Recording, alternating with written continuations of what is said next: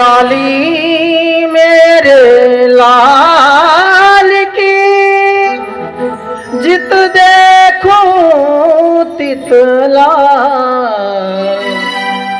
लाल ही देखन में गई मैं हूँ है गई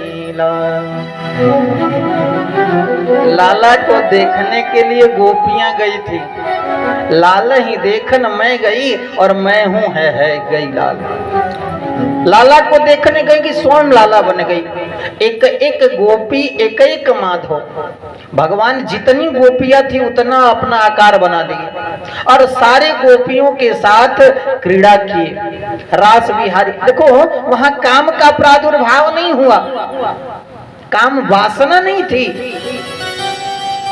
क्योंकि जहां काम तहां राम नहीं, जहां राम तहां काम। जहां भगवान हो वहां काम आ भी कैसे सकता है? काम तो आया भी तो दूर से ही प्रणाम करके चला गया, क्योंकि स्वयं रास विहारी परिपक्व है, परिपूर्ण है अपने में। सुनो, इधर भगवान जब रास रचा लिए, क्रीड़ा किए, खेले गोपियों के साथ, और जैसे सब लोग बोले रास बिहारी भगवान की, मथुरा में सूचना पहुंच गया। देवर्षि नारद पहुंचे और महाराज कंस से कहने लगे, अरे महाराज कंस, तुम्हारा जो शत्रु श्री कृष्ण है, देवकी का 8वां गर्भ, वे तो रास रचा रहा है ब्रजवासियों के साथ, और तुम मारने का तमाम प्रयास किए लेकिन कन्हैया को मार नहीं पाए। हमें लगता है कि कुछ दिन के पश्चात कन्हैया जब बड़ा हो जाएगा तो तुम्हें मार डालेगा। कंस महाराज सुनो, तपस्या भी की, और जब तपस्या भगवान शिव का किए तो शिव जी आए। कंस बोले हमें वरदान दे दो कि हमारी मृत्यु ही ना हो। शिव जी बोले आजकल ये वरदान देना हम बंद कर दिए। भस्मासुर को वरदान दिए तो भस्मासुर हमें ही भस्म करने के लिए दौड़ पड़ा, तब से हमें वरदान किसी को देते नहीं। तुम्हें मृत्यु से भय है तो तुम हमारे धनुष को ले जाओ और हमारे धनुष की पूजा करना, वर्ष में एक बार धनुष यज्ञ भी करना, विकराल यज्ञ करना। जब तक ये धनुष सुरक्षित रहेगी तब तक तुम्हें कोई मार नहीं सकता, और जब धनुष टूट जाएगी तो समझ लो कि तुम्हारी मृत्यु तुरंत निश्चित हो जाएगी। जो धनुष तोड़ेगा वो तुम्हें छोड़ेगा नहीं। धनुष को सजा करके मंत्री संत्री खंत्री पहरेदारों के मध्य में रख दिया गया। देवर्षि नारद जब बताए कि भगवान महाराज कर रहे हैं और तुम यहां नितांत वास कर रहे हो, तुम्हें चिंता ही नहीं? अरे जैसे भी हो सके श्री कृष्ण को मार डालो, क्योंकि देवर्षि नारद तो कंस के अंदर उत्सुकता कर रहे हैं कि ताकि भगवान आगे की लीला और करें।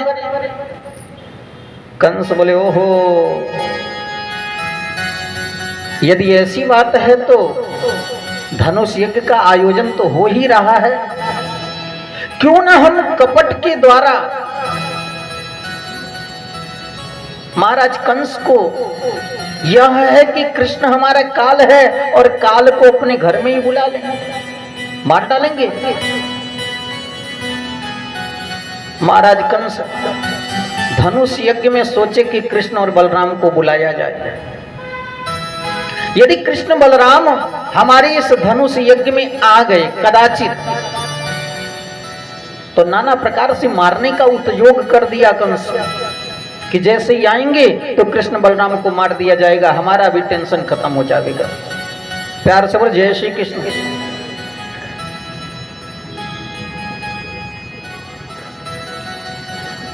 कंस महाराज यज्ञ तो किए, लेकिन अब विचार में यह पड़े हैं कि कृष्ण बलराम को लाएगा कौन मथुरा में, क्योंकि कृष्ण बलराम अपने से तो आएंगे नहीं।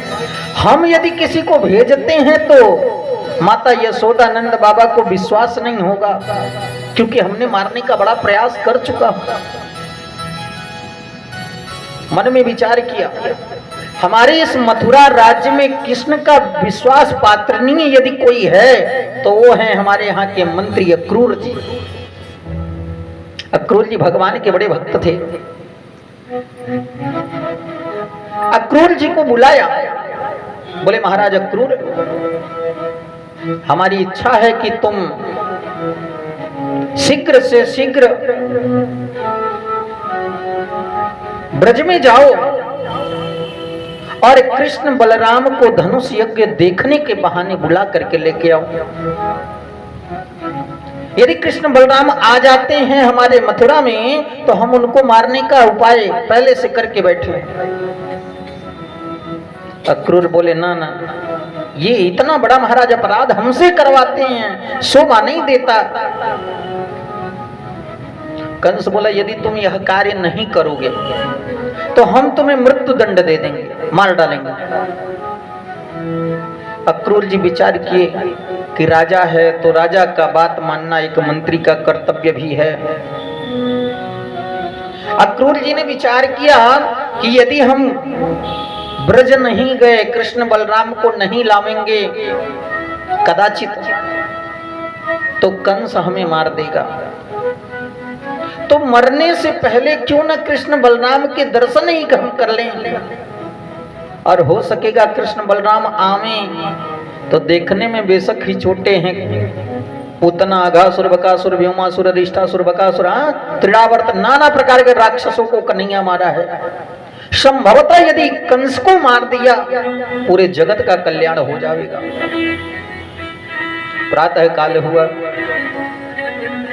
सुंदर रथ को सजाते हैं क्रूर जी। अंदर से हृदय छटपटा रहा है कि हम जो कार्य करने जा रहे हैं ये बिल्कुल शोभनीय कार्य नहीं है। कृष्ण बलराम नन्हे नन्हे छोटे छोटे बच्चे हैं। भगवान ब्रज के अंदर 11 वर्ष 56 दिन तक बाल लीला की। आज कन्हैया 11 वर्ष 56 दिन के हो गए। अक्रूर सोचे 11 वर्ष का बच्चा इस दुष्ट कंस से कैसे युद्ध करेगा, लेकिन जाना तो पड़ेगा ही, राजा का आदेश है, कंस का आदेश है। अक्रूर जी सुंदर रथ सजाए, प्रातः काल रथ लेकर के निकले और सायंकाल तक भी ब्रज में पहुंच नहीं पाए। मथुरा से वृंदावन की दूरी बहुत कम है, बहुत ही कम है। जो लोग गए होंगे जानते ही होंगे। प्यार से बोले जय श्री कृष्ण। रथ लेकर के गए, प्रातः काल सायंकाल हो गया, अभी पहुंच नहीं पाए। क्यों? क्योंकि रथ चल रहा है। अक्रूर जी सोच रहे हैं कि धन्य है नंद बाबा, धन्य है मैया यशोदा। लेकिन यदि कृष्ण बलराम को लाते नहीं तो माता देवकी, भगवान वसुदेव जो वर्षों से कारागार में पड़े हुए हैं, इनकी मुक्ति कैसे होगी? यह सोच करके अक्रूर जी सायंकाल गोधूली वेला कृष्ण बलराम अपने अपने गौओं को लेकर के घर की ओर जा रहे थे। धूली उड़ रही है, भगवान के चेहरे पे मोतियों के समान पसीने के एक एक बूंद चिपके हुए हैं। और जब धूल पड़ती, सुनो, गैये भगवान को इतनी प्रेम करती थी कि सारे गौएं भगवान से सटके चलना चाहती थी। नीली पीली लाल, भगवान ने नाना प्रकार से गौओं के नाम रख दिए थे कन्हैया। कृष्ण बलराम जब गौओं को लेकर के पहुंचे, इधर अक्रूर जी भी महाराज रथ लेकर के नंद बाबा के यहाँ पहुंचे। एक बार तो अक्रूर रो पड़े कि हम जो कृत्य करने जा रहे हैं संसार में बड़ा ही अप्रिय होगा, लेकिन भगवान देवकी वसुदेव को बचाना ही होगा, कारागार से मुक्त करना ही होगा। उन्हीं का बेटा जो संसार के लोगों को सुख प्रदान कर रहा है, आज अपने माता पिता को कुछ नहीं कर सका। सायंकाल के समय जब पहुंचे अक्रूर जी, नंद बाबा से विनती किए, बोले बाबा आपको तो सब पता है, कन्हैया आपका बेटा नहीं है। संपूर्ण मथुरा के वृत्तांत को बताए। बोले आपके पत्नी के गर्भ से तो कन्या का जन्म हुआ था, लेकिन भगवान वसुदेव की कृपा से आपने पुत्र का सुख प्राप्त किया। कृष्ण और बलराम भगवान महाराज वसुदेव के ही पुत्र हैं। हमारी इच्छा है कि कंस के धनुष यज्ञ को देखने के लिए जाएं।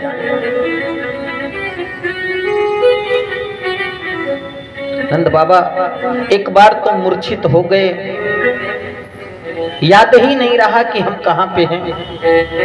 थोड़ी देर के बाद जब चेतना आई तो जोर जोर से नंद बाबा रोने लगे। अक्रूर जी बहुत समझाते हैं,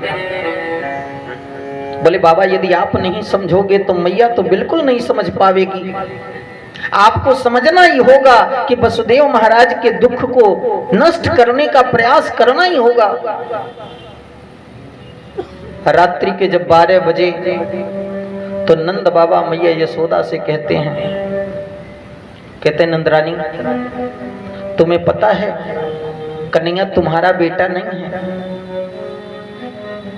तुम्हारे गर्भ से तो किसी कन्या का जन्म हुआ था। कृष्ण और बलराम दोनों देवकी वसुदेव के पुत्र हैं और देवकी वसुदेव की इच्छा है कि धनुष यज्ञ देखने हमारे पुत्र जरूर आवे। जाने दो। मैया बोली क्या बोल रहे हैं, हमारे लाला हमसे दूर जावे। अरे मेरे शरीर से एक बार प्राण दूर जाए, लेकिन हमारे करीब से हमारे कन्हैया हमारे बलराम जो नेत्रों के तारे हैं सितारे हैं वे दूर नहीं जा सकते। और मैया मूर्छित हो गई। जब होश में आई तो रो रही हैं। प्रातः काल हो गया। धीरे धीरे पूरे ब्रजवासी जान गए कि कोई अक्रूर नाम का व्यक्ति है जो भगवान कृष्ण बलराम को लेकर के मथुरा जाना चाहता है। सारे ब्रजवासी कुपित हो गए, क्रोधित हुए, लेकिन भगवान को रोक भी नहीं सकते। प्रयास भी पूरा किए लेकिन कुछ ना कर सके। आज भगवान श्री कृष्ण मैया के चरणों को पकड़ करके कहते हैं कि मैया क्या तू नहीं चाहती कि तेरा भी कन्हैया दुनिया को देखे, तेरे कन्हैया को भी कुछ दुनिया का ज्ञान हो, ऐसा तू नहीं चाहती? नंद बाबा कहते देवी जाने दो कन्हैया को, कृष्ण को जाने दो। धर्म ग्रंथों का अध्ययन करेगा कन्हैया हमारा, राज वैभव को भी देखेगा कृष्ण। मैया बोली हमारा कन्हैया यहीं गौओं को चरावेगा, हमारे पास रहेगा, कोई पढ़ने लिखने की जरूरत नहीं। नंद बाबा बहुत समझाए। कन्हैया कहते मैया मैं तो को वचन दे रही हूं कि परसों आगमिष्यामि, आज जा रहा हूं, कल रुकूंगा, परसों लौट करके आ जाऊंगा। जाने दे मैया, देख यदि तू नहीं जाने देगी तो समझ ले मैं प्रसन्न नहीं रह पाऊंगा। अपने लिए नहीं, कम से कम मेरे प्रसन्नता के लिए तो यह कर दो। कन्हैया बहुत समझाते हैं मैया को। और जैसे ही कृष्ण बलराम अक्रूर के रथ पे बैठने का प्रयास किए, मैया तुरंत मूर्छित हो जाती हैं। रथ थोड़ा आगे बढ़ा ही था कि कृष्ण रथ से कूद गए, दौड़ करके गए, मैया को गोदी से लगा दिए। बोले मैया तू रो मत, तू प्रतीक्षा कर, परसों आगमिष्यामि, यदि मैंने परसों कहा है तो परसों तेरे पास जरूर आ जाऊंगा। मैया को वचन देते हैं, झूठी तसल्ली देते हैं। और कृष्ण बलराम के साथ जितने ग्वाल बाल थे सारे ग्वाल बाल बोले भैया धनुष यज्ञ हम देखने चलेंगे। सारे छोटे छोटे बच्चे बैलगाड़ी सजा लिए धनुष यज्ञ देखने के लिए। सब बच्चों को लगा कन्हैया परसों आएगा तो हम भी परसों आएंगे, धनुष यज्ञ हम भी देखेंगे, लेकिन रहेंगे कृष्ण के साथ ही।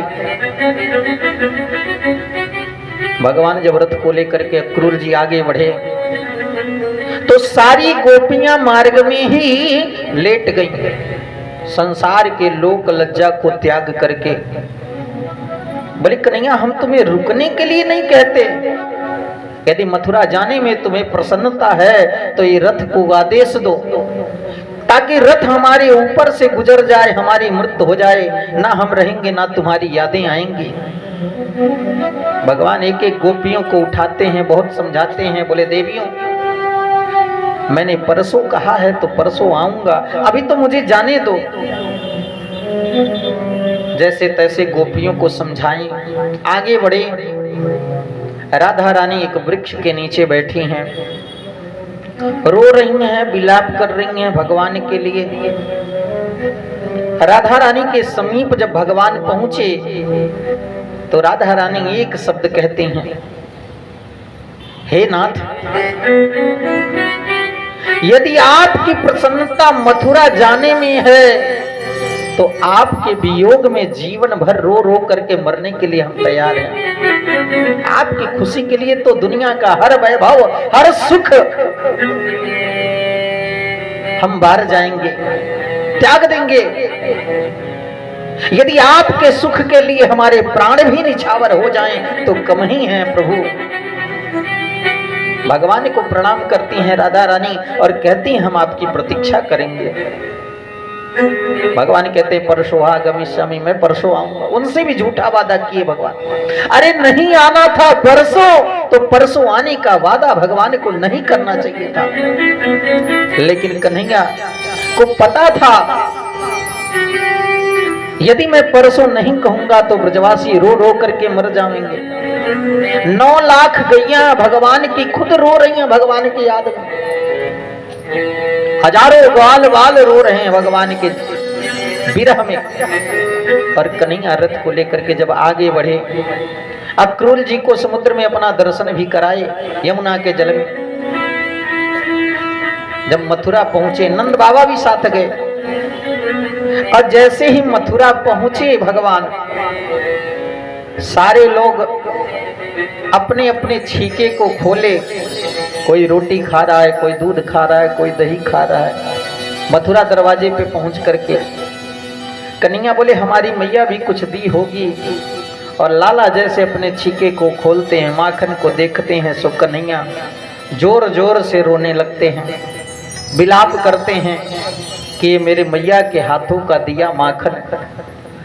बहुत तकलीफ होती है भगवान को, लेकिन कन्हैया मन ही मन अपने आप को समझाते हैं। और समझाने के पश्चात नंद बाबा से कहने लगे, बाबा यदि आपका आदेश हो, आपकी आज्ञा हो तो हम मथुरा घूम आए। नंद बाबा बोले कि मथुरा तुम घूमने जाओ बेटा, लेकिन ये जो मथुरा है ये राजा महाराजाओं की नगरी है।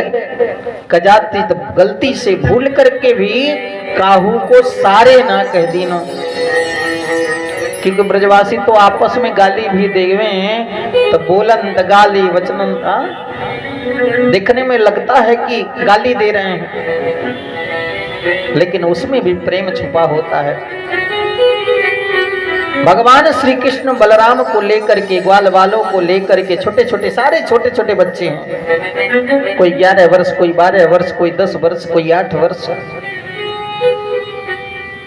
सारे बच्चों को लेकर के मथुरा धनुष यज्ञ देखने के लिए जा रहे हैं। सायंकाल का समय है। जब मथुरा में प्रवेश किए तो देखते हैं कि मथुरा में कंस महाराज ने आदेश दे दिया कि भगवान श्री कृष्ण और बलराम आने वाले हैं। कोई पुष्पों की वृष्टि नहीं करेगा, कोई उनका स्वागत नहीं करेगा। सारे मथुरा वासियों को सख्त आदेश है। भगवान कृष्ण बलराम जब छोटे छोटे बच्चों को लेकर के आगे बढ़े तो देखते हैं कि सारी गोपियां अपने अपने अटारियों पे चढ़ करके प्रसाद शिखरारूढ़ा प्रत्युत फुल्ल मुखाम्बुजा, अपनी अपनी अटारियों पे चढ़ करके कंस की बातें ना माने सारी गोपियां पुष्पों की वर्षा कर रही हैं। भगवान श्री सुखदेव जी कहते हैं, परीक्षित, माताओं का हृदय अधिक कोमल होता है। नन्हे नन्हे बच्चों को देख करके गोपियां, मथुरा की गोपियां रो रही हैं और कह रही हैं कि अहो विधाता स्तवन क्वचित् दया संयोत्र मैत्या प्रणय न देहिना। अहो विधाता स्तवन क्वचित् दया, क्या तुम्हें दया नहीं आती? इन नन्हे नन्हे बालकों को अभी कुछ ही देर में महाराज कंस मार डालेंगे अपने ही हाथों से। जिन माता के हाथ का माखन खा करके छोटे छोटे बच्चे बड़े हुए हैं, जिस कृष्ण के विरह में, प्रेम में सारी की सारी गोपियां व्याकुल हैं, उस कृष्ण को कुछ ही क्षण में कंस महाराज मार देंगे। यह